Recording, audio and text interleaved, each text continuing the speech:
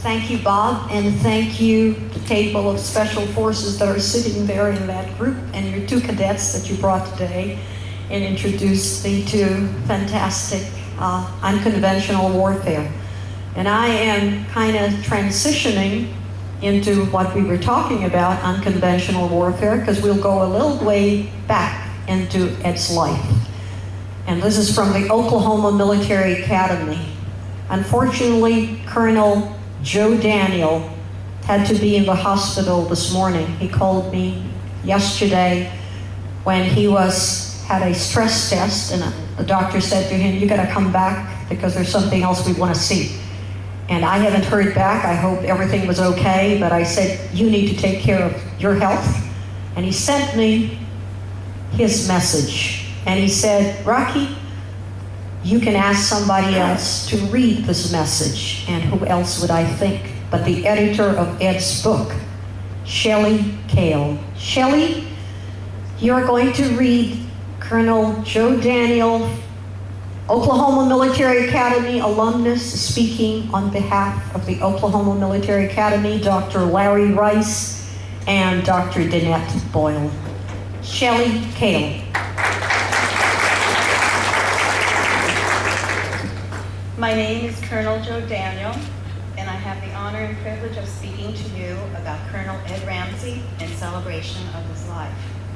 For those of you who are not familiar with the Oklahoma Military Academy, it was once known as the West Point of the Southwest, operating from 1919 to 1971. The Academy was built on the hill just west of Claremore, Oklahoma, and across from the Will Rogers Memorial. The spirit of its 52 years of glorious history remains alive today with the transition to Rogers State University. By 1923, Oklahoma Military Academy was a 6-year institution offering 4 years of high school and 2 years of college. In 1930, the school established a senior ROTC cavalry program supported by the federal government, which sent 60 horses and 11 enlisted men. The cavalry program gave birth to a polo team, which quickly became one of the best in the nation. In the 1934 event sponsored by Will Rogers, the team flew to California and beat the heralded Stanford University squad, of which Will Rogers' son was a member, twice in a row. It was a love of horses and polo that led Colonel Ramsey to join the Oklahoma Military Academy in 1933. He graduated from college in 1937 and enlisted in the U.S. Cavalry a year later. Colonel Ramsey has been quoted as saying he would have become a juvenile delinquent if he hadn't attended the Oklahoma Military Academy and received the direction, training, and goals the military school provided. The Academy's core values, courage, loyalty, and honor, helped keep him alive against impossible odds.